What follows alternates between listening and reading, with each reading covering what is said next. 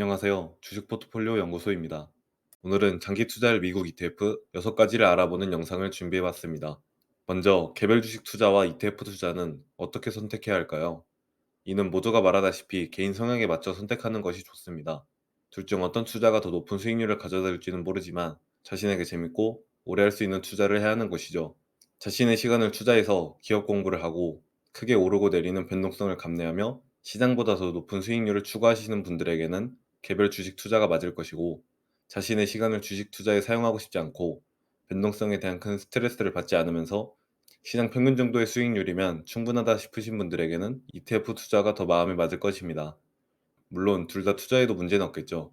하지만 성향에 구분 없이 ETF 투자가 대중에게 많이 추천되는 이유는 개별 주식 투자가 ETF 투자보다 훨씬 어렵기 때문입니다. 우선 개별 종목은 자신이 처음부터 직접 분석하는 것이 아니라면 긴 시간 동안 큰 확신을 가지기 어렵고, 나도 모르게 종목을 계속 보유하다 보니 자연스레 좋지 않은 것도 좋게 해석하는 편향에 빠지게 됩니다. 이를 흔히 보유 편향이라고 말하죠. 그리고 기업 분석을 잘해서 좋은 종목을 찾았더라도 그 종목이 바로 오르긴 쉽지 않습니다. 이러다 보니 그 사이 다른 종목들이 오르는 거 보면서 마음이 흔들리기 시작하죠. 이처럼 개별 주식 투자에는 변수가 많고 생각한 것처럼 쉽게 흘러가지 않습니다. 따라서 많은 사람들이 돌고 돌아 ETF를 찾게 되죠. 그런 수많은 ETF 중 어떤 ETF를 골라야 할까요? 개인적으로 크게 두 가지 방식으로 찾을 수 있다고 생각합니다. 바로 구조적 성장을 이루는 분야에 대한 ETF와 오랜 기간 동안 검증된 ETF입니다. 장기적으로 투자하기 위해서는 시장 평균 수익률과 비슷하거나 더 높아야 회의감이 들지 않겠죠. 따라서 구조적 성장을 통해 더 높은 수익률이 기대되는 ETF와 오랜 기간 동안 검증된 ETF를 함께 보였을 때 가장 좋은 시너지가 난다고 생각합니다. 그럼 이제 구조적 성장을 이루는 ETF와 오랜 기간 동안 검증된 ETF를 각각 세 가지씩 알아보겠습니다. 참고로 ETF를 선정할 때는 운용 규모와 수수료, 과거 수익률 등을 고려하여 종합적으로 가장 좋다고 판단되는 ETF를 선택하였습니다. 그럼 구조적 성장 ETF 세 가지부터 알아보겠습니다. 소개해드릴 첫 번째 ETF는 사이버 보안 ETF인 CIBR입니다. 사이버 보안 위협은 생산형 AI 악용, 랜섬웨어 공격 증가, 모바일 공격 확산, 딥페이크 기술 악용 등 특히 AI의 성장에 따라 더욱 빠르게 커지고 있습니다. 따라서 사이버 보안 위협이 커지는 만큼 사이버 보안 시장도 빠르게 성장할 것으로 예상되고 있는데요.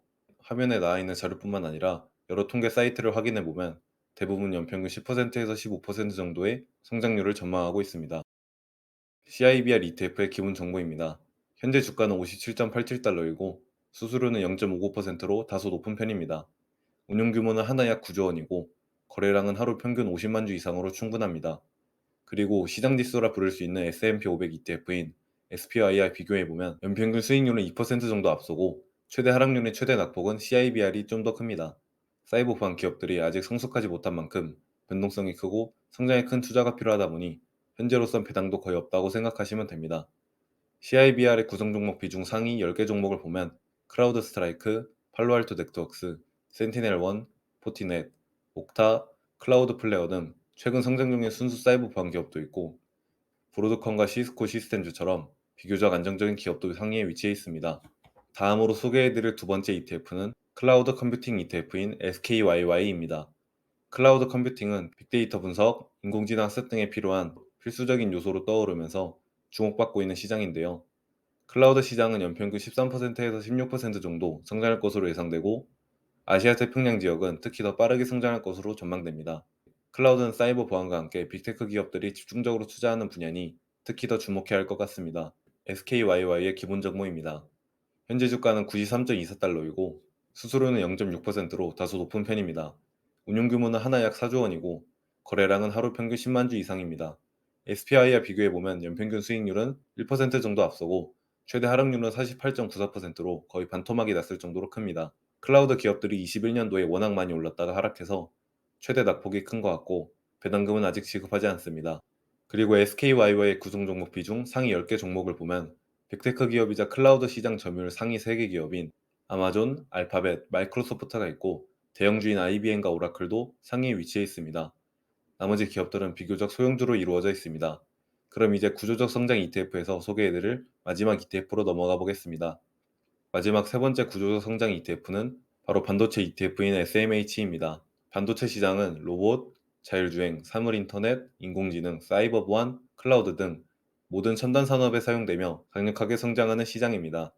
전 세계 반도체 시장은 연평균 8%에서 10% 정도 성장할 것으로 예상되고, 아시아 태평양 시장은 가장 큰 시장 지위를 유지할 것으로 전망됩니다.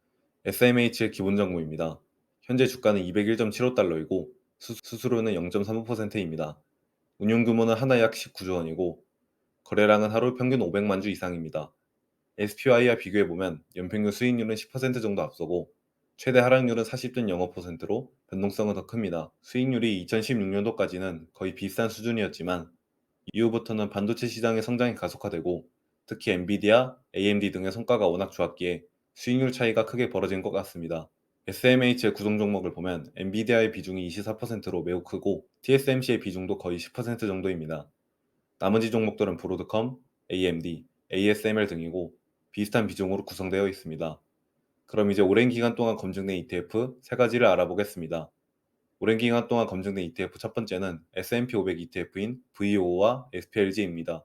S&P 500 지수는 미국의 실용평가사이자 금융데이터 기업인 S&P 글로벌이 미국에 상장된 시가총액 상위 500개 종목들을 모아 지수로 묶은 것으로 미국의 3대 지수 중 하나입니다.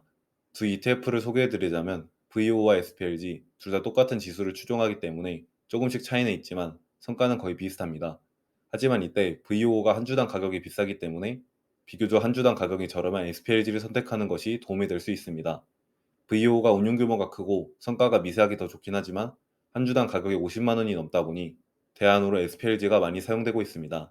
구성 종목은 둘 다 비슷하니 SPLG의 구성 종목으로 확인해보면 모두가 흔히 하는 마이크로소프트, 애플, 엔비디아부터 브로드컴까지 시가총액 상위 종목들이 그대로 위치해 있는 것을 알 수 있고 총 500개 종목에 투자하고 있습니다.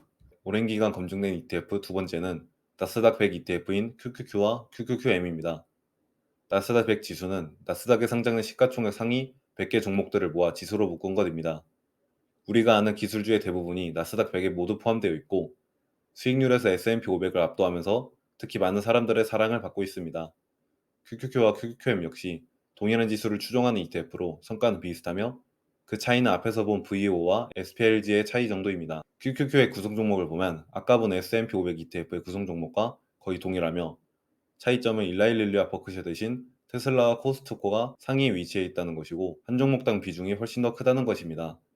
그리고 나스닥 100 ETF인 만큼 100종목에 투자하고 있습니다. 오랜 기간 검증된 ETF 마지막 세 번째는 헬스케어 ETF인 XLV입니다. 헬스케어 시장은 고령화 사회, 인구 증가와 함께 디지털, 스마트 헬스케어 시장까지 열리면서 꾸준히 성장하는 시장 중 하나입니다. XLV의 수익률은 S&P 500과 비슷한 수준이고 최대 낙폭은 13.21%로 안정성이 매우 뛰어난 ETF라는 것을 알 수 있습니다.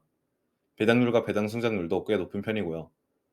XLV의 구성 종목을 확인해보면 최근 비만약으로 높은 수익률을 보인 일라이릴리의 비중이 가장 크고 그 다음은 미국 1위 보험사인 유나이티드 헬스그룹과 제약사인 존슨앤존슨, 머크, 에브비, 화이자 등이 그 뒤를 잇고 있습니다. 이렇게 오늘은 구조적 성장을 이루고 있는 ETF와 오랜 기간 동안 검증된 ETF를 각각 3가지씩 총 6가지를 알아봤습니다. 성장 ETF의 경우 수익률은 높지만 최대 낙폭이 크기 때문에 안정성이 높은 S&P 500 ETF와 헬스케어 ETF인 XLV를 함께 조합한다면 좋은 시너지를 낼 것입니다. 오늘 알아본 ETF 중 가장 높은 수익률을 보이는 SMH와 가장 높은 안정성을 보이는 XLV를 5대5 비율로 조합해서 백테스트를 돌려보면 연평균 수익률이 4% 정도 낮아지지만 최대 낙폭이 14%나 줄어들게 됩니다. 이처럼 ETF를 몇 개 조합해서 더욱 안정적인 포트폴리오를 만들고 투자하면 더 좋을 것 같습니다. 그럼 도움이 되셨길 바라며 영상을 마치겠습니다. 감사합니다.